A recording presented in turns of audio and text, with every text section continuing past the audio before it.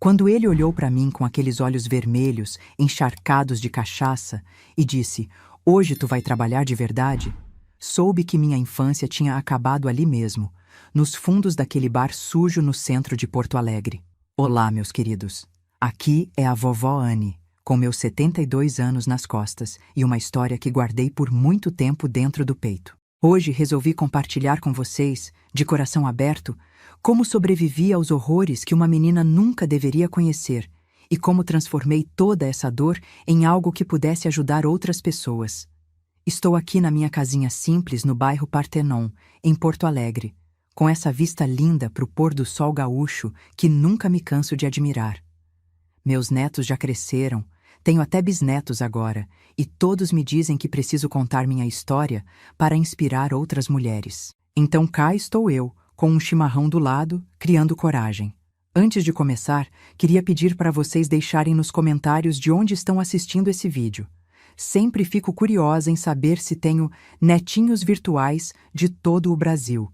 E se puderem deixar aquele joinha e se inscrever no canal, meu coração de vovó fica quentinho de alegria.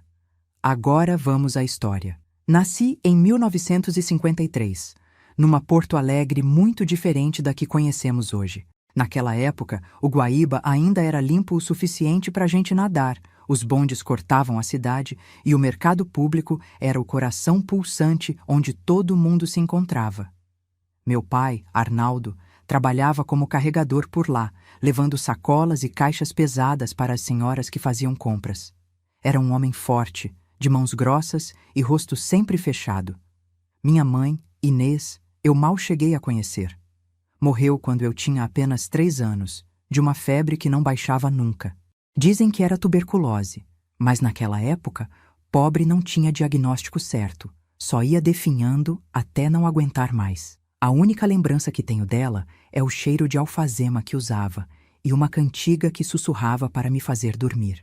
Às vezes, nas noites mais silenciosas, ainda consigo ouvir aquela melodia como um fantasma bom visitando meus sonhos. Depois que ela se foi, ficamos só eu e meu pai naquele cortiço úmido da Cidade Baixa. Um cômodo só, com um fogão de 2 bocas, uma cama que dividíamos e um baú velho onde guardávamos as poucas roupas que tínhamos. No início, ele até tentou ser um bom pai. Me levava com ele para o trabalho no mercado, me sentava num caixote ao lado da banca do seu João Fruteiro, que me dava laranjas quando meu pai não estava olhando. Coitada da pequena sem mãe, as pessoas diziam, achando que eu não escutava, e completavam, e com um pai assim. Nunca entendi bem o que queriam dizer com aquele assim, até ser um pouco mais velha. O problema é que meu pai bebia. Não era de vez em quando, não. Era todo santo dia. Começava com uma cachaça no meio da manhã, para espantar o frio, dizia ele. Depois vinha outra na hora do almoço, para ajudar a digestão. No fim da tarde, quando terminava o trabalho, eram mais 3 ou 4 nos botecos da Voluntários da Pátria antes de voltar para casa. Nos dias bons, ele chegava só cambaleando, comia qualquer coisa que eu tivesse conseguido preparar no fogão. Aprendi a cozinhar com 6 anos, me equilibrando em um banquinho para alcançar as panelas. E caía na cama roncando até o outro dia. Nos dias ruins... nos dias ruins ele chegava quebrando tudo, gritando que eu era igualzinha à minha mãe, uma peste que só dava despesa, e me batia com o cinto até cansar. Aprendi cedo a ler os sinais. O jeito que ele esfregava o queixo quando estava irritado, o olhar vidrado que indicava que tinha bebido demais, o cheiro mais forte de cachaça misturado com suor. Quando percebia que seria um dia ruim, me escondia na casa da Dona Marlene, nossa vizinha do cortiço, uma senhora idosa que me deixava ficar embaixo da cama dela até meu pai dormir. "Menina", ela me dizia enquanto me dava um pedaço de pão com banha, "tu tem que estudar, ouviu? É o único jeito de sair dessa vida." E eu estudava mesmo, com uma fome que ia além da barriga vazia. Na escola municipal onde me matricularam porque era obrigatório, eu era sempre a primeira a chegar e a última a sair. Não porque gostasse tanto assim de estudar, mas porque na escola eu ganhava merenda, tinha luz elétrica que não falhava como no cortiço, e principalmente não estava em casa.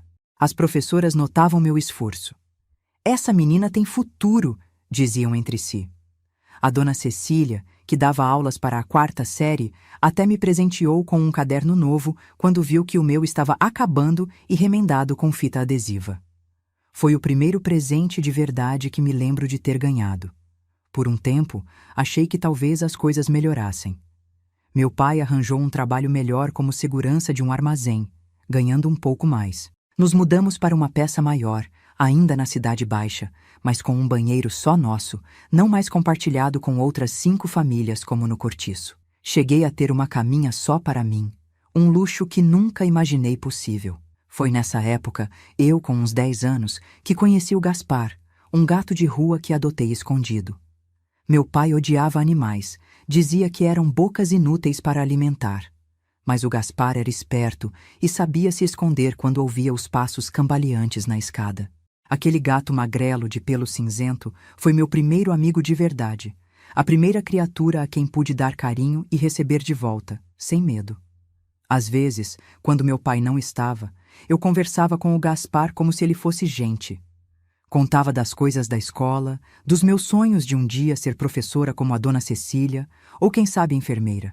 Imaginava uma vida diferente, onde eu teria uma casa limpa, com cortinas floridas e um jardim pequeno.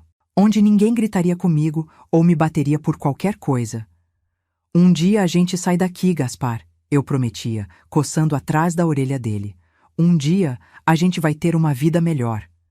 Mal sabia eu que as coisas estavam prestes a piorar de um jeito que nem nos meus pesadelos mais terríveis eu poderia imaginar. Tudo mudou no inverno de 1964. Um inverno rigoroso, daqueles que deixam Porto Alegre coberta por um nevoeiro gelado que parece engolir a cidade inteira. Meu pai perdeu o emprego no armazém. Nunca soube direito o motivo, mas apostaria que tinha a ver com a bebida ou com o dinheiro que sumiu do caixa. Ficamos 2 semanas sem pagar o aluguel da nossa peça, e o senhorio já tinha vindo bater na porta 3 vezes, ameaçando nos colocar na rua. Não tínhamos quase nada para comer, além de um resto de farinha e algumas batatas já murchas. Até o Gaspar tinha sumido, provavelmente em busca de comida melhor em outro lugar. Numa dessas noites de frio cortante, meu pai chegou em casa diferente.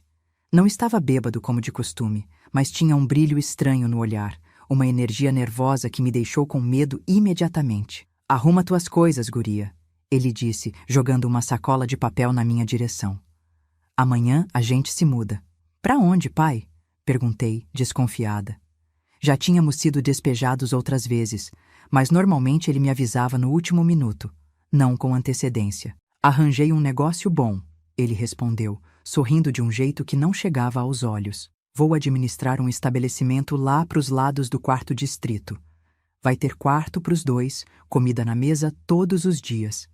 Tu não vai mais passar necessidade." Algo naquela história não me cheirava bem. Mas o que podia fazer? Era uma menina de 11 anos, sem ninguém no mundo além daquele homem difícil que era meu pai. E, para ser sincera, a ideia de ter comida todos os dias era tentadora demais para ignorar. Na manhã seguinte, colocamos nossas poucas coisas em 2 sacolas e pegamos um bonde em direção ao 4º distrito, a região industrial de Porto Alegre. Conforme nos afastávamos do centro, as ruas ficavam mais escuras, mais sujas, com galpões abandonados e chaminés de fábricas soltando fumaça cinzenta no céu já nublado.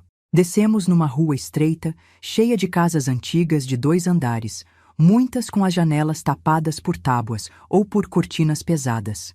Não havia crianças brincando por ali, só homens de aparência cansada saindo ou entrando nas fábricas, e algumas mulheres de batom muito vermelho paradas nas esquinas, apesar do frio. Meu pai parou em frente a uma casa grande, pintada de vermelho desbotado, com uma placa de madeira onde se lia "Pensão Flor da Noite". Havia luzes acesas dentro, mesmo sendo de manhã, e um cheiro forte de perfume barato e cigarro vinha lá de dentro. "É aqui", ele disse, empurrando o portão de ferro que rangeu como se protestasse. Nosso novo lar. Foi naquele momento, parada na frente daquela casa vermelha, que senti um aperto no peito. Como se algo me avisasse que estava prestes a cruzar uma porta da qual jamais conseguiria voltar. Se eu soubesse o que me esperava lá dentro, teria corrido para longe, mesmo sem ter para onde ir. Mas eu era apenas uma menina assustada, com frio e fome, seguindo o único adulto que deveria me proteger para dentro do que viria a ser o início do meu inferno pessoal. Ah, meus queridos que estão me acompanhando até aqui, como é difícil reviver essas memórias. Às vezes preciso parar um pouco, respirar fundo, tomar um gole do meu chimarrão para conseguir continuar. Mas sei que essa história precisa ser contada, porque infelizmente existem muitas Annes por aí, meninas que tiveram sua infância roubada e que precisam saber que é possível sobreviver, é possível reconstruir a vida mesmo depois do pior. Não se esquecem de deixar um comentário contando de onde vocês estão assistindo. Tenho uma netinha que mora em Floripa e sempre me manda beijos pelo celular. Tecnologia é coisa maravilhosa, não é mesmo? No meu tempo era carta que demorava semanas para chegar. Obrigada por me acompanharem até aqui. Lembro como se fosse hoje o momento em que cruzei aquela porta vermelha da pensão Flor da Noite. O cheiro forte de perfume barato misturado com bebida e fumaça de cigarro me deu náuseas na hora. Tudo lá dentro parecia estar coberto por um véu de poeira que dançava nos raios de sol que entravam pelas frestas das cortinas pesadas. As paredes, forradas com um papel vermelho desbotado, tinham manchas suspeitas e quadros de mulheres seminuas em poses que me fizeram baixar os olhos de vergonha. Uma mulher alta, de cabelos tingidos de loiro e unhas compridas pintadas de vermelho, veio nos receber. Devia ter uns 40 anos, mas o rosto estava marcado de uma forma que a fazia parecer bem mais velha. Usava um hobby de cetim sobre uma camisola curta, mesmo sendo ainda manhã, e tinha um cigarro pendurado no canto da boca. Arnaldo, finalmente chegou, ela disse dando um beijo no rosto do meu pai. E essa deve ser a menina que você falou. Ela me olhou de cima a baixo, como quem avalia um animal no mercado. Seus olhos demoraram nos meus. Depois desceram lentamente pelo meu corpo ainda de criança. Senti um arrepio gelado subir pela espinha. Meio magrinha, não? Ela comentou, soprando fumaça para o alto. Vai engordar agora que vai comer direito. Meu pai respondeu, dando tapinhas nas minhas costas, como se estivesse exibindo um filhote premiado. Onde ficam nossos quartos, Carmen? A mulher deu uma risada rouca que parecia arranhar a garganta. Seu quarto é lá no fundo, perto da cozinha. O dela... Bem, vamos ver onde encaixamos a menina. Algo na forma como ela disse aquilo me deixou em alerta. Apertei a sacola com minhas coisas contra o peito, como se aquele punhado de roupas velhas pudesse me proteger. Subimos uma escada rangente para o segundo andar, onde um corredor estreito dava para várias portas fechadas. Estava tudo silencioso àquela hora da manhã. Mais tarde descobri que a pensão só ganhava vida depois das 6 da tarde. Essa aqui vai ser sua cama por enquanto, disse Carmen, abrindo a porta de um quarto pequeno com 3 camas de solteiro. Você divide com a Sônia e a Dora. Elas estão dormindo agora, então não faça barulho. Nas camas, 2 mulheres jovens dormiam profundamente. Uma delas tinha marcas roxas no braço que se estendia para fora do lençol. A outra tinha o rosto virado para a parede, mas seu cabelo descolorido espalhava-se pelo travesseiro como palha ressecada. E o banheiro? Perguntei baixinho. No fim do corredor. Usa rápido quando for, as meninas precisam ficar bonitas à noite. Meu pai já tinha sumido escada abaixo, nem se despediu. Fiquei ali, parada no meio daquele quarto estranho, segurando minha sacola, sem saber o que fazer. Carmen me olhou com impaciência. Guarda tuas coisas naquela gaveta ali e desce. Tem trabalho na cozinha. Daquele dia em diante, minha rotina se estabeleceu rapidamente. Acordava cedo, antes das moças do segundo andar, e ajudava na limpeza da casa. Lavava pilhas de lençóis manchados, esfregava o chão pegajoso do salão onde havia um pequeno palco com um poste no meio, e limpava dezenas de copos sujos de batom e bebida. À tarde, ajudava na cozinha, descascando batatas e preparando a janta para os clientes que chegavam à noite. Não frequentava mais a escola. Meu pai disse que não precisava mais disso, que agora eu tinha um ofício para aprender. As moradoras da casa, que eu logo descobri serem prostitutas, me tratavam com uma mistura de pena e distância. Algumas eram gentis, como a Sônia, que dividia o quarto comigo e às vezes me dava balas ou me emprestava um livro de fotonovelas. Outras mal notavam minha existência, ocupadas demais com seus próprios problemas, quase todas viciadas em algo: bebida, comprimidos ou aquele pó branco que cheiravam antes de descer para trabalhar. Carmen, a gerente do lugar, mantinha olhos de falcão sobre tudo e todos. Nada acontecia naquela casa sem seu conhecimento, e ela e meu pai formavam uma dupla perfeita de exploradores.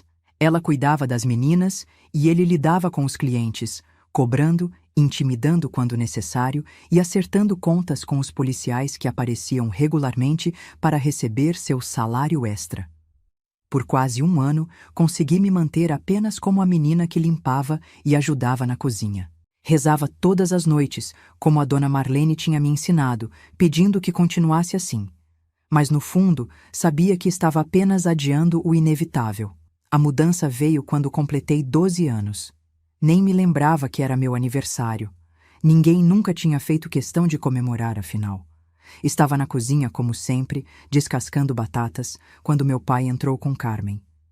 Já tá na hora dela começar a dar retorno do que come, meu pai disse, acendendo um cigarro. A Margarida foi embora semana passada e o turco tá pedindo uma menina mais jovem. Carmen me olhou avaliadora. Ela ainda é muito criança, Arnaldo. Nem tem corpo ainda. Tem gente que gosta assim mesmo, ele rebateu. E havia algo tão frio, tão calculista em seus olhos, que não reconheci o homem à minha frente como meu pai. Naquele momento, entendi o que significava ter o coração partido.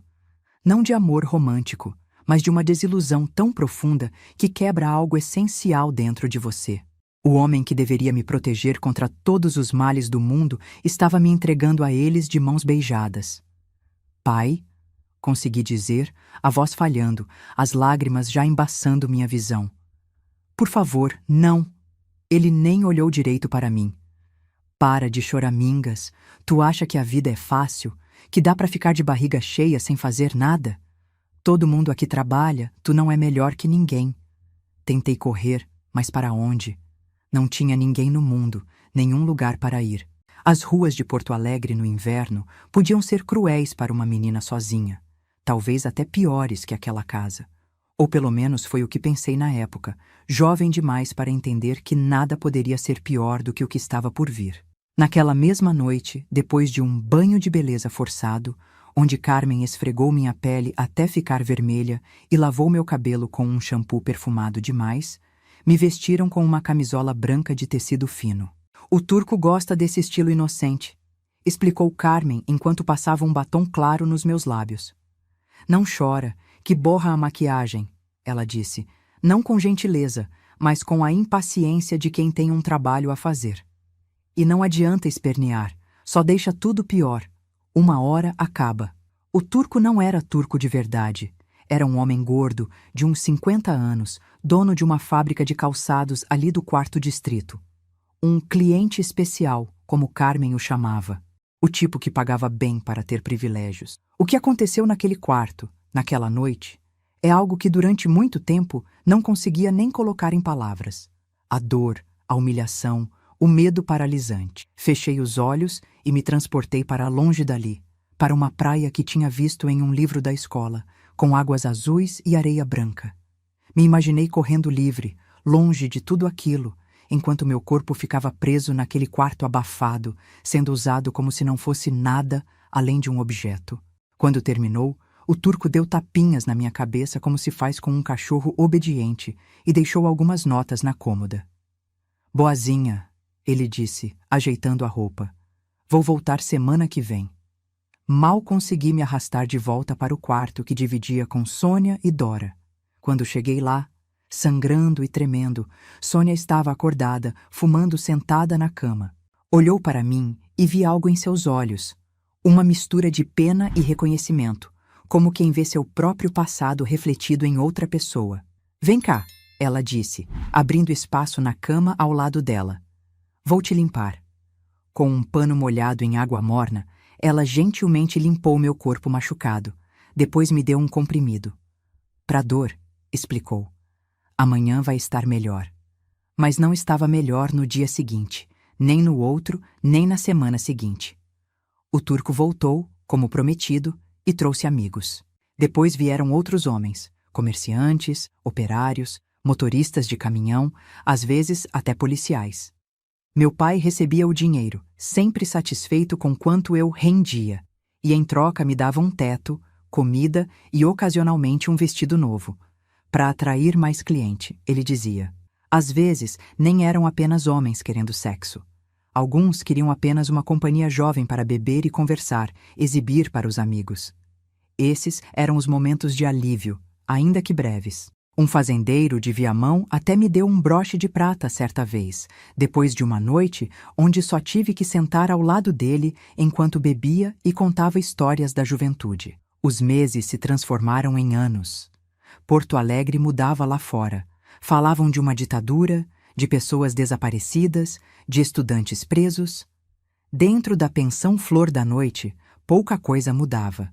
Meninas chegavam, outras partiam, para outras casas, para casar com clientes que se apaixonavam ou simplesmente sumiam sem deixar rastro. Algumas morriam, de overdose, de abortos mal-sucedidos, de doenças que ninguém tratava direito. Quando completei 15 anos, já não era mais a novidade da casa. Outras meninas mais jovens tinham chegado, trazidas por pais desesperados por dinheiro, namorados exploradores ou pelas próprias circunstâncias cruéis da vida. Eu tinha certa posição agora. Os clientes mais antigos me pediam especificamente, e Carmen até me deixava ficar com algumas gorjetas escondidas do meu pai. Foi nessa época que conheci o Jeremias, um rapaz que trabalhava entregando bebidas para o cabaré. Ele tinha 18 anos, olhos gentis e um jeito quieto de observar tudo. Sempre que me via, sorria de um jeito diferente dos outros homens. Não com luxúria ou interesse, mas com algo parecido com respeito. Começamos a conversar nos momentos em que ele entregava as caixas de cerveja e cachaça. Descobri que ele estudava à noite, depois do trabalho, sonhando em ser professor algum dia. Quando contei que também queria ter estudado mais, ele começou a me trazer livros escondidos entre as garrafas. Conhecimento ninguém pode tirar de ti, ele dizia, enquanto me mostrava onde tinha parado na leitura anterior. Pela primeira vez em anos, senti algo parecido com esperança. Jeremias falava de um mundo lá fora que eu quase tinha esquecido que existia. Um mundo onde as pessoas trabalhavam em empregos normais, estudavam, construíam famílias por escolha e amor, não por obrigação ou desespero. Nos meus devaneios, imaginava fugir com ele, começar uma vida nova, longe dali. Mas a realidade sempre se impunha cruel. Eu não tinha documentos, meu pai guardava tudo. Não tinha dinheiro próprio, além das poucas gorjetas que escondia no forro do colchão. E o mais importante, não tinha para onde ir. Além disso, meu pai parecia ter olhos em toda parte. Uma vez, quando me viu conversando com Jeremias por tempo demais, me deu uma surra tão violenta que fiquei 3 dias sem poder trabalhar, o que só o deixou ainda mais furioso. Tu é minha fonte de renda, não esquece, ele gritou, o bafo de cachaça me engolfando enquanto ele apertava meu rosto entre os dedos. Se tentar fugir, te acho e te quebro as pernas. Eu sabia que não era apenas uma ameaça. Tinha visto o que ele fez com a Denise, uma das meninas que tentou escapar, levando dinheiro da caixa. Quando a trouxeram de volta, uma semana depois, ela mal conseguia andar, e seu rosto estava tão desfigurado que alguns clientes regulares nem a reconheceram. Aos 16 anos, já tinha perdido a conta de quantos homens passaram pelo meu corpo, quantas humilhações engoli em silêncio, quantas noites chorei até adormecer. Minha única fuga eram os livros que Jeremias trazia e as pequenas gentilezas que trocávamos quando ninguém estava olhando. Um sorriso, um toque de mãos, uma palavra de incentivo. Tu é forte, Anne, ele me dizia. Mais forte do que pensa. Um dia vai sair daqui. Eu queria acreditar nele. Precisava acreditar em algo para continuar acordando a cada manhã. Mas os anos na pensão Flor da Noite tinham me ensinado a duvidar de promessas e a temer sonhos grandes demais. A esperança, descobri cedo, pode ser a mais cruel das torturas quando se vive em um mundo sem saída. Contudo, mesmo nos lugares mais escuros, a vida encontra jeitos de seguir em frente. E foi assim, entre dor e pequenos momentos roubados de alegria, que comecei a planejar minha libertação. Não ainda sabendo como ou quando, mas com a certeza crescente de que não morreria naquela casa vermelha, de que minha história não terminaria ali, sendo apenas mais uma menina quebrada pelo próprio pai e pelo sistema que permitia que homens como ele existissem impunes. O que eu não sabia era que minha chance viria de uma forma que eu jamais poderia prever, através de uma tragédia que mudaria para sempre o rumo da minha vida. O inverno de 1970 em Porto Alegre foi um dos mais gelados que me lembro. O minuano descia cortante pelos corredores mal vedados da pensão Flor da Noite, fazendo as janelas tremerem e as meninas se encolherem sob cobertores finos. Eu já estava com 17 anos e sentia como se tivesse vivido várias vidas dentro daquelas paredes vermelhas. Meu corpo havia mudado. Não era mais a menina magrela que entrou ali 6 anos atrás. Agora tinha curvas que os homens cobiçavam, cabelos compridos que Carmen insistia que eu mantivesse para os clientes terem onde segurar, como ela dizia com sua crueldade casual. Meu rosto havia perdido qualquer traço de infância, endurecido por experiências que ninguém deveria viver. O cabaré também havia mudado. Com o endurecimento da ditadura, os militares faziam batidas frequentes em estabelecimentos como o nosso, não para nos salvar, nunca para isso, mas para extorquir mais dinheiro ou serviços gratuitos. Meu pai, sempre atento às oportunidades, começou a traficar informações tanto quanto corpos. Clientes bêbados falavam demais, e ele sabia exatamente para quem vender essas palavras descuidadas. Foi nessa época que as coisas pioraram de uma forma que eu não imaginava ser possível. Já não era apenas atender os clientes regulares do cabaré. Meu pai começou a me alugar para festas privadas, encontros em hotéis de luxo, até mesmo para viagens curtas com homens de negócios que passavam por Porto Alegre. É uma promoção, ele disse, rindo, quando me contou sobre o novo arranjo. Esses homens pagam 5 vezes mais que os peões que vêm aqui, e tu só precisa sorrir, dançar um pouco e fazer o de sempre. O de sempre, como se fosse normal, como se cada vez não custasse um pedaço da minha alma. Numa dessas festas, conheci o deputado Meirelles. Não vou dizer o nome completo mesmo depois de tantos anos. Alguns demônios não merecem ser invocados nem pela memória. Era um homem de seus 50 anos, barriga proeminente sob ternos caros, cabelos grisalhos sempre bem penteados e um sorriso que congelava o sangue. Dizia-se defensor da família brasileira durante o dia, nos palanques e entrevistas. À noite, era um dos piores predadores que já conheci. Ele se interessou por mim imediatamente. Quero a moreninha, disse ao meu pai, apontando como quem escolhe um corte de carne no açougue. Aquela noite foi uma das piores da minha vida. O deputado não queria apenas sexo, queria poder, queria subjugar, queria machucar. Quando voltei para o cabaré na manhã seguinte, estava tão machucada que até Carmen, normalmente indiferente ao nosso sofrimento, arregalou os olhos. Meu Deus, menina, o que ele fez contigo? Não consegui responder. Apenas me arrastei para o quarto e desmaiei na cama, acordando horas depois com Sônia limpando meus ferimentos. Precisei ficar quase uma semana sem trabalhar, para me recuperar minimamente. Achei que seria o fim, que nunca mais teria que ver aquele homem. Mas estava enganada. O deputado Meirelles gostou tanto da nossa sessão que fez uma proposta ao meu pai. Queria exclusividade comigo, pelo menos 2 vezes por semana. Pagaria uma quantia mensal que fez os olhos do meu pai brilharem de cobiça. É tua chance de subir na vida, guria. Ele me disse quando me contou do acordo, como se estivesse me oferecendo uma oportunidade de emprego legítima. Um homem influente assim, quem sabe ele não se apaixona e te tira daqui? A ideia de me casar com aquele monstro para escapar me pareceu tão terrível quanto continuar no cabaré.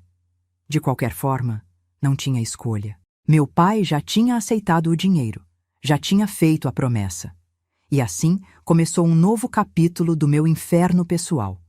Durante quase 1 ano, fui propriedade particular do deputado Meirelles.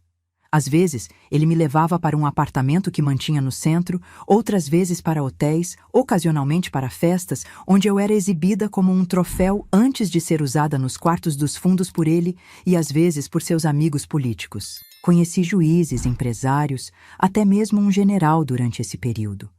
Homens poderosos que decidiam o destino do país durante o dia e à noite Tratavam meninas como eu como menos que humanas. Ouvi conversas que não deveria ouvir, segredos sobre negócios ilícitos, sobre pessoas que desapareciam, sobre dinheiro que sumia dos cofres públicos. Tu não ouviu nada, entendeu? Meirelles sempre me lembrava, com um aperto doloroso no meu braço ou no meu pescoço. Meninas que falam demais acabam boiando no Guaíba. Não era uma ameaça vazia. Uma das meninas do cabaré, Luísa, tinha sumido depois de falar demais para um jornalista bêbado. Encontraram seu corpo 3 dias depois, perto da Ilha da Pintada. A polícia arquivou o caso como afogamento acidental. O deputado gostava de me machucar de formas que não deixassem marcas visíveis, ou pelo menos não em lugares que outros pudessem ver. Tinha um prazer doentio em me fazer implorar, em me humilhar de todas as formas possíveis.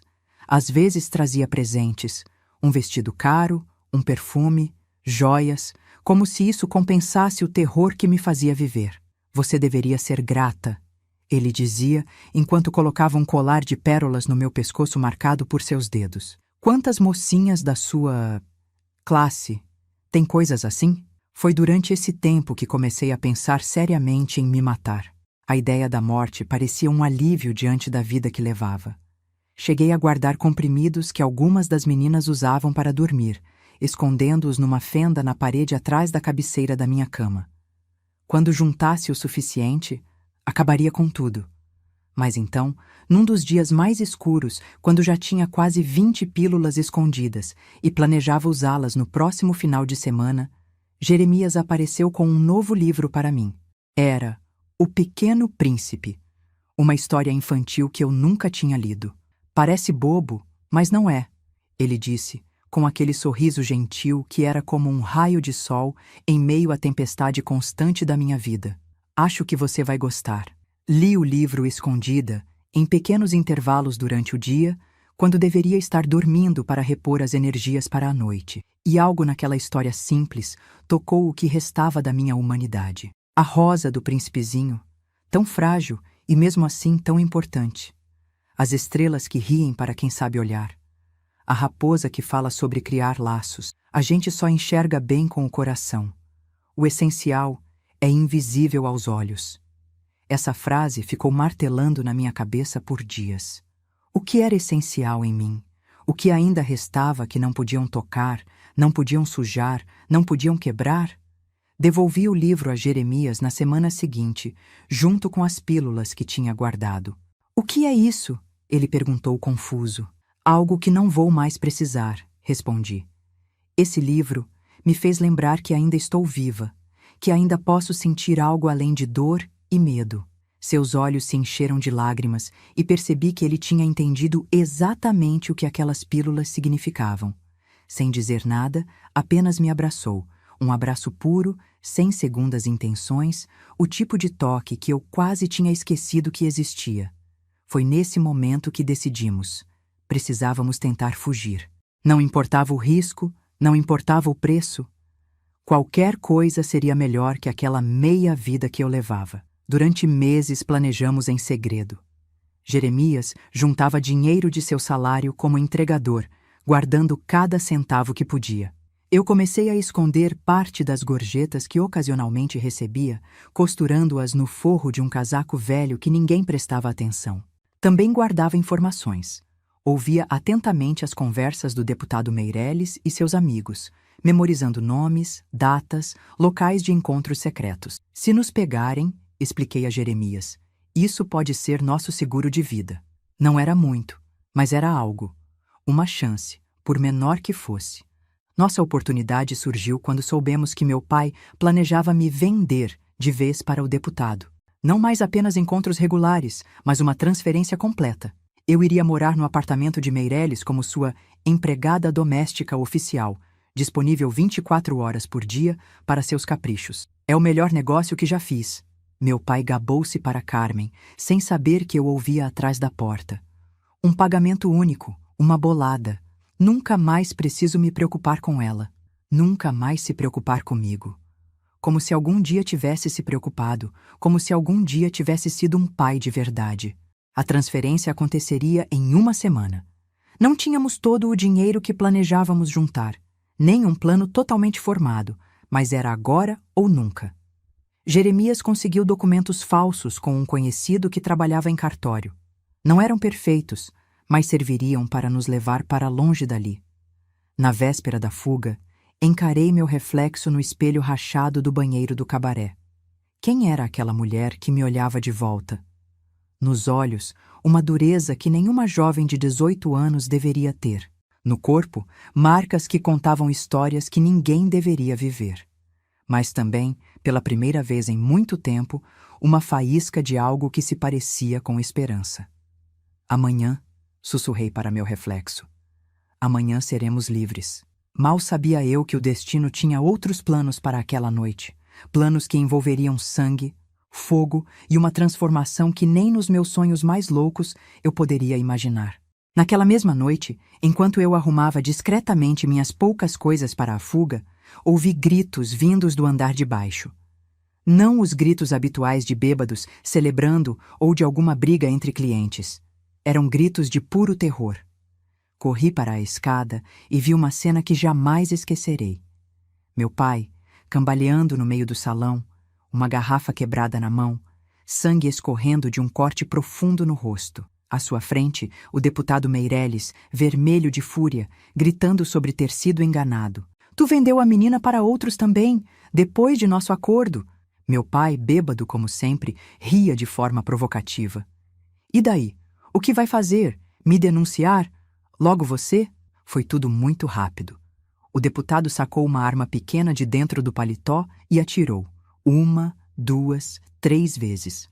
Meu pai caiu como um saco de batatas no chão sujo do cabaré, o sangue formando uma poça ao seu redor. As meninas gritavam, os clientes corriam para fora. Carmen tentou acalmar Meireles, mas ele estava fora de si.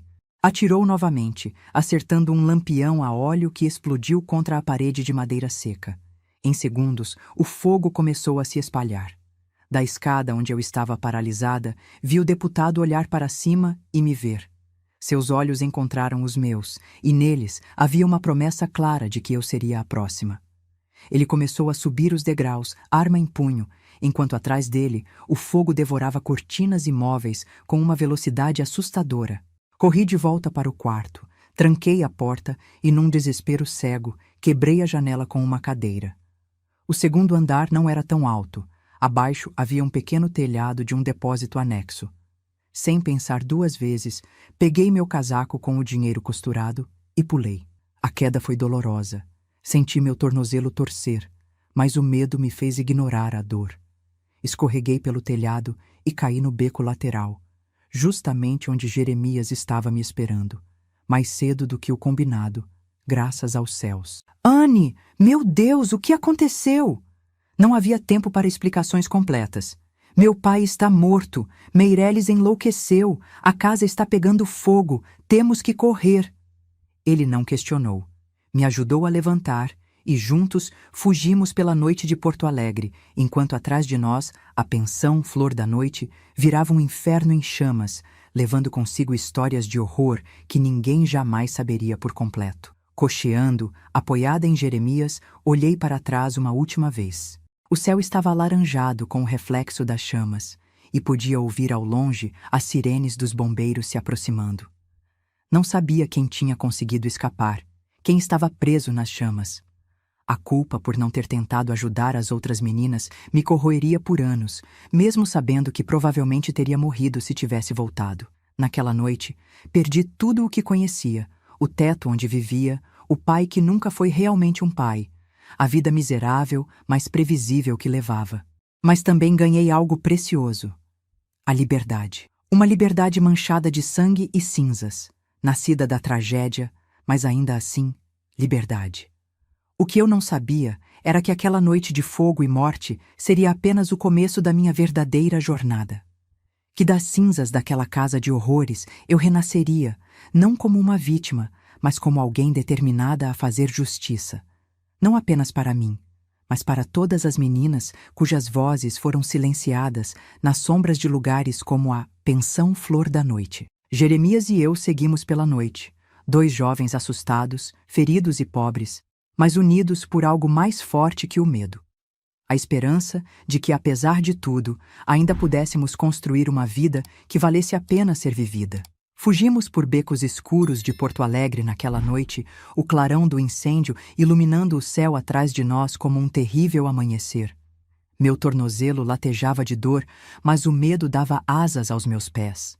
Jeremias me conduziu até uma pensão barata no bairro Navegantes, onde uma senhora idosa, Dona Jurema, nos alugou um quartinho nos fundos, sem fazer muitas perguntas. Vocês parecem assustados demais para quem só está procurando um lugar para dormir, ela comentou, olhando desconfiada para minhas roupas inadequadas e para o sangue seco em meus braços, resultado dos cortes da janela quebrada. Estão fugindo de quê?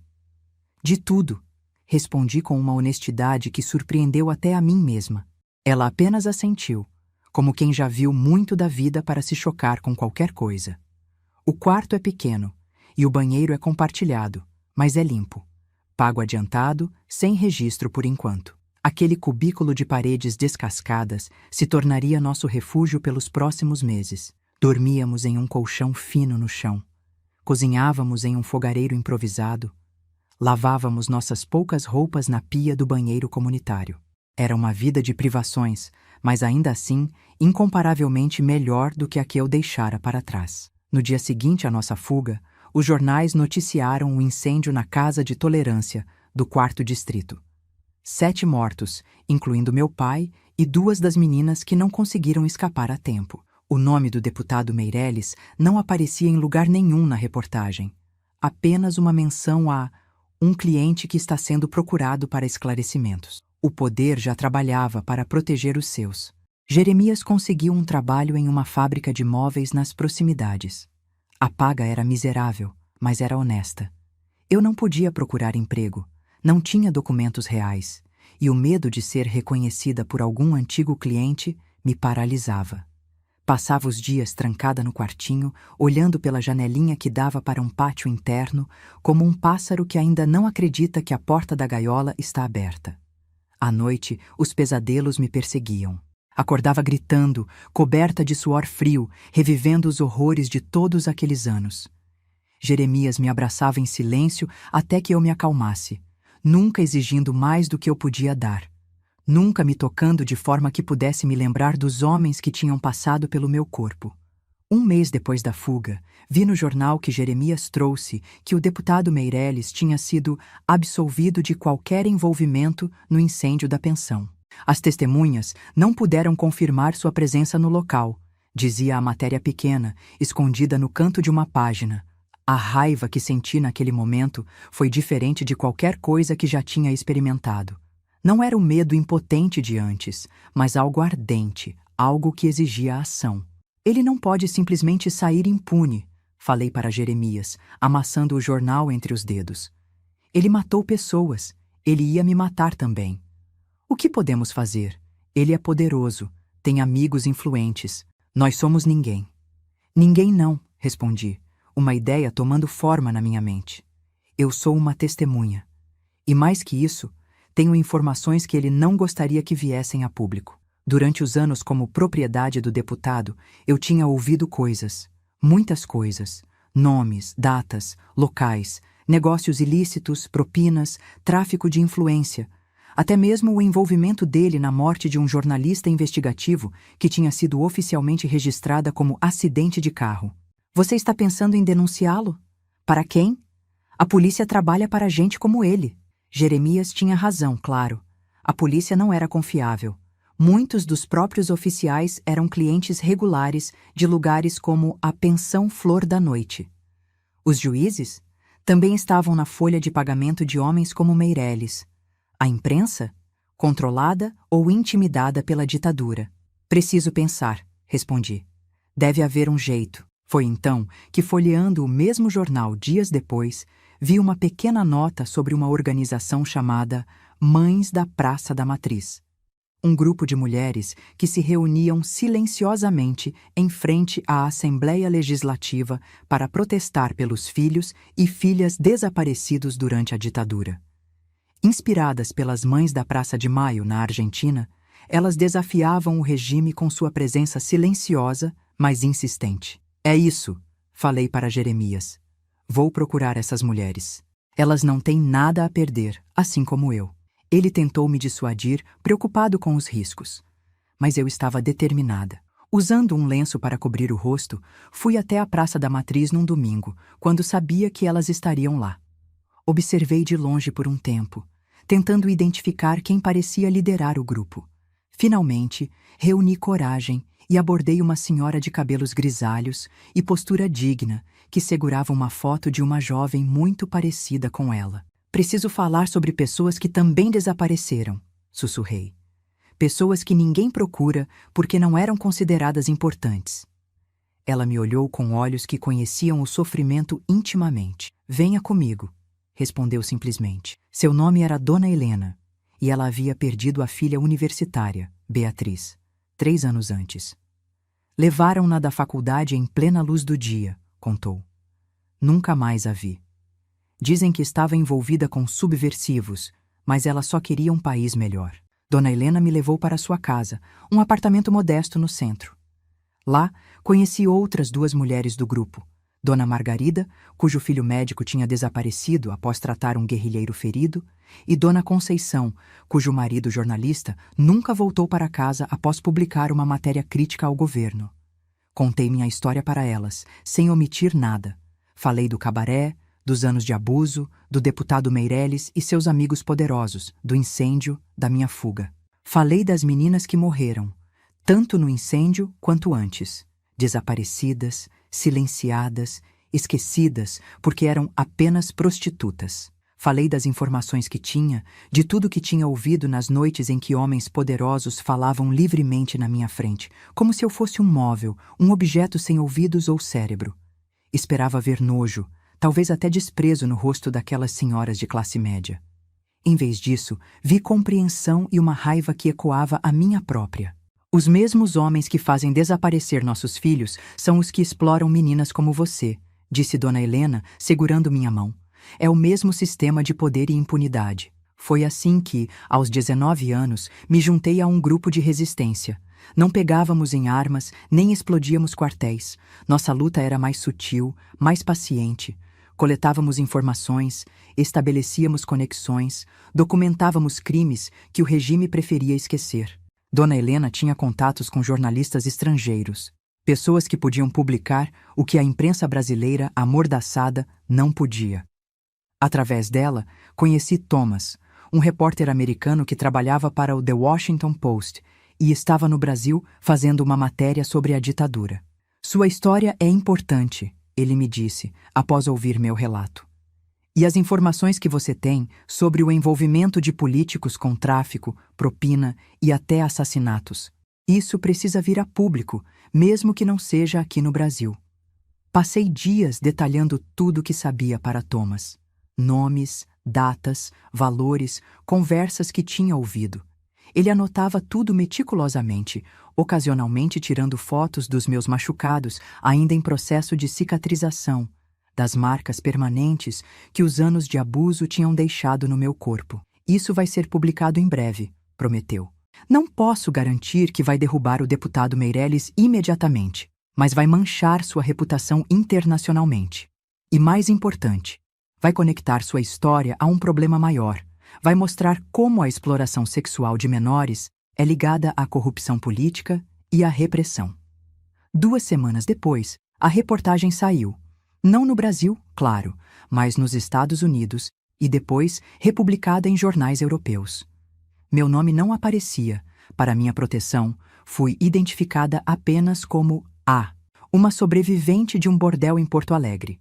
Mas os nomes dos poderosos envolvidos estavam todos lá, incluindo o do deputado Meireles. A repercussão internacional foi imediata. Embaixadas pressionaram, organizações de direitos humanos manifestaram repúdio. O regime militar, preocupado com sua imagem externa, em um momento em que dependia de empréstimos internacionais, viu-se forçado a agir. Uma investigação foi aberta, não sobre o cabaré ou sobre a exploração sexual em si, mas sobre as conexões do deputado com propinas e lavagem de dinheiro. Meireles foi chamado a depor e, sentindo-se encurralado, cometeu o erro de tentar fugir do país. Foi detido no aeroporto de Porto Alegre com uma mala cheia de dólares não declarados, o suficiente para que fosse preso preventivamente enquanto as investigações prosseguiam. Eu acompanhava tudo pelos jornais, escondida na segurança relativa do apartamento de Dona Helena, que tinha insistido que eu me mudasse para lá quando a reportagem foi publicada. "É mais seguro aqui", ela disse. "E você pode continuar os estudos." Porque sim, eu tinha voltado a estudar. Com a ajuda do grupo de mães, consegui documentos novos e legítimos, e me matriculei para terminar o ensino fundamental à noite. Era a aluna mais velha da turma, mas também a mais determinada. Estudava com uma fome de conhecimento que surpreendia até os professores. Jeremias vinha me visitar sempre que podia. Nossa relação tinha evoluído para algo profundo, mas ainda casto. Eu ainda não estava pronta para a intimidade física, e ele respeitava isso completamente. "Temos tempo", ele dizia. "Toda uma vida pela frente." A queda do deputado Meirelles foi apenas o começo. As investigações levaram a outros nomes, outros esquemas. Uma rede de corrupção e exploração começou a ser desmantelada. Não era a justiça completa que eu sonhava. Muitos escaparam, protegidos por suas conexões. Mas era mais do que eu jamais imaginei possível. Em 1975, 2 anos após minha fuga do cabaré, fui chamada para testemunhar no processo contra Meirelles. Foi a coisa mais difícil que já fiz. Encarar aquele homem novamente, sentir seu olhar de ódio sobre mim enquanto eu relatava, com voz trêmula mas firme, tudo o que ele tinha feito comigo e com outras meninas. "Por que deveríamos acreditar em você?" perguntou o advogado dele, tentando me desacreditar. "Uma ex-prostituta, sem educação formal, provavelmente ressentida porque meu cliente encerrou seu relacionamento." Respirei fundo, olhei diretamente nos olhos daquele homem de terno caro e respondi: "Porque estou dizendo a verdade e porque tenho cicatrizes para provar cada palavra." O julgamento durou semanas. Outras mulheres também testemunharam. Ex-funcionárias do cabaré que tinham sobrevivido ao incêndio, uma ex-empregada do apartamento do deputado que confirmou ter visto meninas jovens sendo levadas para lá. Até mesmo um motorista que trabalhava para ele decidiu falar, temendo ser implicado nos crimes. No final, Meirelles foi condenado, não por abuso sexual ou exploração de menores, crimes para os quais as provas foram consideradas insuficientes, mas por corrupção, evasão de divisas e envolvimento indireto na morte do jornalista. 15 anos de prisão, que na prática significariam muito menos, mas ainda assim uma vitória inesperada. No dia da sentença, saí do tribunal e respirei o ar livre de Porto Alegre como se fosse a primeira vez. Tinha 21 anos e finalmente sentia que minha vida me pertencia novamente. "O que você vai fazer agora?" perguntou Dona Helena, que tinha me acompanhado em cada passo do processo. Olhei para a Praça da Matriz, onde mulheres corajosas como ela continuavam sua vigília silenciosa por justiça, e soube exatamente o que queria. "Vou estudar direito", respondi. "Ou talvez me torne policial. Quero garantir que outras meninas não passem pelo que passei. Quero ser a pessoa que eu precisava quando era criança." Ela sorriu, seus olhos brilhando com o que pareciam lágrimas contidas. "Beatriz teria a sua idade agora", disse simplesmente. "Ela ficaria orgulhosa de ver uma jovem como você." Aquele momento, ali nas escadarias do tribunal, marcou o verdadeiro fim do meu cativeiro e o início da minha missão. Não era apenas sobre vingança contra um homem. Era sobre mudar um sistema inteiro que permitia que meninas fossem tratadas como mercadorias. Era sobre transformar minha dor em propósito, minhas cicatrizes em força. E assim, enquanto o deputado Meirelles começava a cumprir sua pena, eu iniciava minha própria jornada de reconstrução e justiça. Uma jornada que me levaria a lugares que jamais imaginei possíveis para uma menina que cresceu nos becos sombrios da pensão Flor da Noite. Meus queridos, se há algo que aprendi nessa longa jornada que chamamos de vida, é que os caminhos nunca são retos, nem previsíveis. Como aquelas ruas de paralelepípedos do centro antigo de Porto Alegre, cheias de curvas, subidas e descidas inesperadas que te levam a lugares que você jamais imaginou conhecer. Depois do julgamento do deputado Meirelles, em 1975, senti como se finalmente pudesse respirar sem aquele peso constante no peito. Tinha 21 anos, e pela primeira vez, o futuro parecia algo possível, não apenas uma palavra vazia. Continuei morando com Dona Helena, que se tornara a mãe que perdi tão cedo, enquanto terminava meus estudos básicos no supletivo. Jeremias e eu oficializamos nosso relacionamento naquele mesmo ano, um casamento simples no cartório, seguido de um almoço com as poucas pessoas que considerávamos família.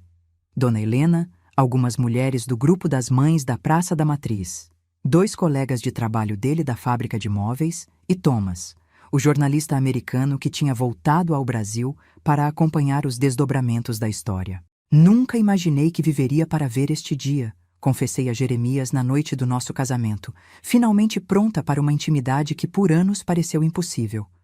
Houve momentos em que nem acreditava que viveria até o dia seguinte. Nosso primeiro lar foi um apartamento minúsculo no bairro Menino Deus. Um quarto, cozinha e banheiro, paredes finas onde ouvíamos os vizinhos discutindo, mas era nosso, limpo, seguro. Cada noite que eu deitava naquela cama simples e acordava na manhã seguinte sem medo, parecia um pequeno milagre. Em 1976, consegui concluir o ensino médio através do supletivo. Estudava durante o dia e, à noite, trabalhava como caixa em um pequeno mercado perto de casa. O dono, seu Alberto, era um senhor italiano que não fazia muitas perguntas sobre meu passado e valorizava minha habilidade com números e minha honestidade.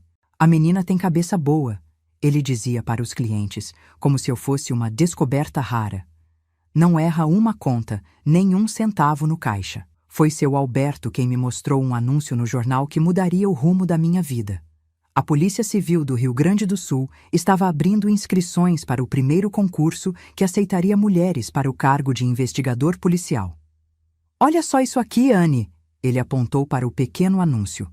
Não é isso que você sempre fala que queria fazer? Trabalhar com justiça, proteger os outros? Li e reli aquele anúncio como se fosse uma mensagem enviada diretamente para mim. A ideia de me tornar policial tinha surgido como um sonho distante após o julgamento de Meirelles, mas nunca pensei que seria possível tão cedo. Estávamos em plena ditadura militar, e as forças de segurança ainda eram dominadas por homens, muitos deles comprometidos com o regime e seus abusos. Mas ali estava a oportunidade, em letras pretas sobre o papel amarelado do jornal. Os requisitos: ensino médio completo, idade entre 21 e 35 anos, sem antecedentes criminais. Eu cumpria todos. Quando contei a Jeremias sobre minha intenção de prestar o concurso, ele ficou apreensivo. Tem certeza, Anne? A polícia, você sabe como funciona. Muitos deles foram clientes daquele lugar. E se te reconhecerem? Era um risco, claro, mas algo dentro de mim dizia que valia a pena tentar. Justamente por saber como funciona que quero entrar, respondi. Quero mudar de dentro para fora. Quero ser o tipo de policial que eu precisava quando era menina. Estudei como nunca para aquele concurso. Acordava às 5 da manhã para ler antes do trabalho, levava livros para estudar nos intervalos do mercado, ficava até tarde da noite resolvendo exercícios de português, matemática, direito penal básico. Jeremias me ajudava como podia, fazendo perguntas, testando meus conhecimentos. Quando o dia da prova chegou, em março de 1977, estava tão nervosa que mal conseguia engolir o café da manhã. Entrei naquele prédio da Secretaria de Segurança Pública, sentindo todos os olhares sobre mim. Éramos poucas mulheres, no meio de centenas de homens, muitos deles já com experiência militar ou de segurança privada. A prova durou 4 horas. Saí exausta, mas confiante de que tinha feito o melhor possível. Agora era esperar. 2 semanas depois, quando os resultados foram divulgados, nem acreditei ao ver meu nome entre os aprovados para a próxima fase. Eu tinha ficado em 12º lugar entre mais de 500 candidatos. As próximas etapas incluíam testes físicos, psicológicos e uma investigação de antecedentes. Foi nesta última parte que quase tudo desmoronou. Como explicar os anos sem registro formal de trabalho ou estudo? Como justificar que não havia documentação sobre minha vida entre os 11 e os 19 anos? Decidi que a única saída era a verdade, ou pelo menos uma versão editada dela. Quando chamada para a entrevista com o delegado responsável pela seleção, Dr. Maurício Leal, contei que havia perdido meus pais muito jovem, tecnicamente verdade, e vivido em situação de vulnerabilidade por anos, um eufemismo, mas verdade, até conseguir retomar os estudos e reconstruir minha vida com a ajuda de pessoas que acreditaram em mim. Absolutamente verdade. O Dr. Maurício me olhou longamente após meu relato, seus olhos penetrantes buscando qualquer sinal de mentira no meu rosto. Senhorita Anne, ele disse finalmente, normalmente esse tipo de lacuna seria motivo para desclassificação imediata. Meu coração afundou. Todos aqueles estudos, toda aquela esperança. No entanto, ele continuou, seus resultados nos testes foram excepcionais. E há algo na sua determinação que me lembra alguém que conheci há muito tempo. Ele fez uma pausa, como se decidindo se deveria continuar. Minha irmã mais nova fugiu de casa aos 15 anos. Também acabou em lugares que nenhuma jovem deveria conhecer. Nunca mais a vi. Sempre me perguntei se alguém estendeu a mão para ajudá-la, se ela teve uma segunda chance como você parece ter tido. Não soube o que responder. Apenas assenti, sentindo um nó na garganta. Vou aprovar sua continuidade no processo seletivo, ele concluiu. Mas saiba que estará sob observação constante. Um deslize, qualquer indício de comportamento inadequado e será desligada imediatamente. Entendido? Sim, senhor. Não vai se arrepender. Em agosto de 1977, aos 24 anos, entrei para a Academia de Polícia Civil do Rio Grande do Sul como parte da primeira turma que incluía mulheres. Éramos apenas 8 em uma classe de 60 alunos. 8 pioneiras, enfrentando olhares de desconfiança, piadas machistas e a constante necessidade de provar que éramos tão capazes quanto qualquer homem. O treinamento foi brutalmente difícil, física e emocionalmente. Aulas teóricas de manhã, treinamento físico à tarde, estudo pela noite. Aprendi técnicas de investigação, legislação penal, defesa pessoal, tiro. Cada vez que segurava uma arma nas aulas de tiro, lembrava do deputado Meirelles apontando aquela pistola para mim na noite do incêndio. E minha determinação se renovava. As outras mulheres da turma vinham de contextos completamente diferentes do meu. Filhas de militares, ex-funcionárias públicas, uma advogada que decidiu mudar de carreira. Não compartilhei meu passado com nenhuma delas, mas formamos uma aliança silenciosa, apoiando-nos mutuamente contra o ambiente hostil. Não foi fácil. Houve momentos em que quis desistir, noites em que chorei até adormecer, exausta e duvidando se realmente pertencia àquele lugar. Jeremias foi meu pilar durante todo esse tempo. Ele que tinha abandonado seus próprios sonhos de ser professor para trabalhar em empregos que pagassem melhor e nos sustentassem enquanto eu estudava. Um dia, você vai fazer a diferença na vida de alguém, assim como Thomas e Dona Helena fizeram na sua. Ele me lembrava nos momentos mais difíceis. Vale a pena continuar. Em dezembro de 1978, me formei como investigadora da Polícia Civil, sendo a terceira colocada da minha turma. Na cerimônia de formatura, quando recebi meu distintivo e minha carteira funcional, chorei sem vergonha. Aquele pequeno pedaço de metal representava não apenas uma conquista profissional, mas uma completa transformação pessoal. Da menina abusada do cabaré, à mulher que agora teria poder para proteger outras meninas. Minha primeira designação foi na Delegacia de Proteção ao Menor e ao Adolescente. Na época, uma divisão nova e ainda pouco valorizada dentro da estrutura policial. O delegado-chefe, Dr. Cláudio Barros, era um dos poucos homens progressistas na instituição que realmente acreditava que crianças e adolescentes mereciam proteção especial. Não tenho ilusões, investigadora Anne, ele me disse no primeiro dia. O que fazemos aqui é como enxugar gelo. Para cada criança que conseguimos ajudar, 10 outras continuam sofrendo. Mas se fizermos diferença na vida de uma só que seja, já valeu a pena. Meu primeiro caso grande veio apenas 3 meses depois de começar. Uma denúncia anônima sobre um estabelecimento na zona norte de Porto Alegre, onde meninas menores de idade estariam sendo exploradas sexualmente. O arrepio que senti ao ler aquele relatório preliminar foi imediato. Era como olhar para meu próprio passado. Convenci o Dr. Cláudio a me deixar liderar a investigação, mesmo sendo a mais novata da equipe. Tenho experiência com esse tipo de situação. Foi tudo que consegui dizer. E algo no meu olhar deve ter comunicado o resto, porque ele apenas assentiu e me deu carta branca. Passei semanas em vigilância, coletando evidências, identificando os responsáveis e os clientes regulares. Vi meninas sendo levadas para dentro, algumas claramente não tendo mais de 13 ou 14 anos. Cada noite que passava observando aquele lugar, sem poder agir imediatamente, era uma tortura. Mas sabia que precisávamos construir um caso sólido. Quando finalmente fizemos a operação, em abril de 1979, resgatamos 8 meninas, a mais nova com apenas 12 anos. Prendemos o dono do estabelecimento, 3 gerentes e vários clientes que estavam no local no momento da batida, incluindo um vereador e um empresário local.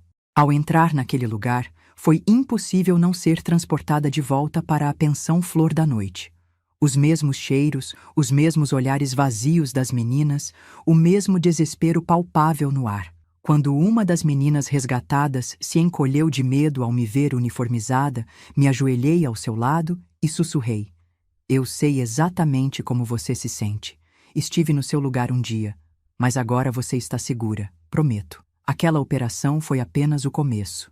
Nos anos seguintes, me especializei em casos de exploração sexual de menores e tráfico de pessoas. Em 1982, fui promovida a inspetora, a primeira mulher a alcançar esse cargo na história da Polícia Civil Gaúcha. Em 1985, com o fim da ditadura e a redemocratização do país, ajudei a criar a primeira delegacia especializada em crimes contra a mulher em Porto Alegre, inspirada no modelo que começava a surgir em São Paulo.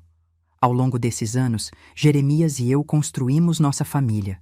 Em 1980, adotamos Clara, uma menina de 5 anos resgatada em uma de minhas operações, cujos pais haviam sido assassinados pelo traficante para quem trabalhavam. 2 anos depois, contra todas as expectativas médicas, os anos de abuso haviam deixado sequelas físicas. Engravidei naturalmente e demos as boas-vindas ao nosso filho, Pedro. A vida não foi sempre fácil. Enfrentei ameaças de morte mais vezes do que posso contar, tentativas de suborno, campanhas para me desacreditar. Quando prendi o filho de um político influente por envolvimento com tráfico de adolescentes em 1989, quase perdi meu emprego devido às pressões políticas. Mas já não era mais aquela menina assustada e impotente. Era uma mulher que conhecia seu valor e não recuava diante de ameaças. Em 1994, o deputado Meirelles, que tinha cumprido apenas 8 dos 15 anos de sua pena, graças a indultos e progressões de regime, foi libertado. Recebi a notícia com uma mistura de raiva e resignação. O sistema que eu tentava mudar de dentro ainda protegia homens como ele. 3 anos depois, em 1997, nossos caminhos se cruzaram novamente, da forma mais inesperada. Fui chamada para investigar um assassinato em um hotel de luxo no centro de Porto Alegre. A vítima, o ex-deputado Meirelles, encontrado morto com 3 tiros no peito. Todos esperavam que eu comemorasse, talvez até que me recusasse a investigar o caso. Em vez disso, conduzi a investigação com o mesmo profissionalismo e rigor que aplicava a qualquer outro caso. Descobrimos que o assassino era o irmão de uma das meninas que tinha morrido no incêndio da pensão Flor da Noite, tantos anos antes. Um homem que tinha passado 2 décadas planejando sua vingança. Quando o prendemos, ele me olhou nos olhos e disse: "A senhora devia me agradecer. Fiz o que a justiça não fez." "A justiça não é sobre vingança", respondi, sentindo o peso de cada palavra. "É sobre responsabilidade, consequências e a chance de reconstrução. Se eu tivesse escolhido o caminho da vingança em vez da justiça, não estaria aqui hoje, resgatando outras meninas e prendendo outros predadores." Em 2003, após 25 anos de serviço, me aposentei da Polícia Civil com a patente de delegada. um cargo que alcancei apenas nos últimos 5 anos de carreira. Na cerimônia de despedida, olhei para o auditório cheio de colegas, muitos dos quais tinham começado desconfiando da mulherzinha e agora se levantavam em respeito. Vi meu marido, Jeremias, com os cabelos já grisalhos, mas o mesmo sorriso gentil que me conquistou naqueles dias sombrios no cabaré. Vi nossa filha Clara, agora uma jovem médica de 28 anos, e nosso filho Pedro, estudante de Direito aos 21. E na primeira fila, vi Dona Helena, já com seus 80 anos, mas ainda de postura ereta e olhar determinado. Ela nunca encontrou sua filha desaparecida, mas tinha encontrado em mim uma espécie de continuação da luta de Beatriz. Eu tinha encontrado nela a mãe que perdi tão cedo. A vida tem esses círculos perfeitos, meus queridos. Aquela menina abusada e sem esperança da pensão flor da noite se transformou na mulher que dedicou a vida a garantir que outras meninas não passassem pelo mesmo. As cicatrizes nunca desapareceram completamente. Ainda tenho pesadelos ocasionais, ainda há certos toques que me fazem recuar instintivamente, certos cheiros que me transportam para aquele lugar terrível. Mas aprendi que nossas feridas podem se tornar nossa maior força, que nossa dor pode ser transformada em propósito, que mesmo das experiências mais terríveis pode nascer algo de valor, se nos recusarmos a ser definidos apenas pelo que fizeram conosco. Hoje, com meus 72 anos, olho para trás e vejo não apenas o horror do cabaré, mas também a beleza da reconstrução. Vejo os rostos das centenas de meninas e mulheres que pude ajudar ao longo da carreira. Vejo meus netos crescendo em um mundo que, embora ainda longe do ideal, tem mais mecanismos de proteção para os vulneráveis do que havia na minha infância.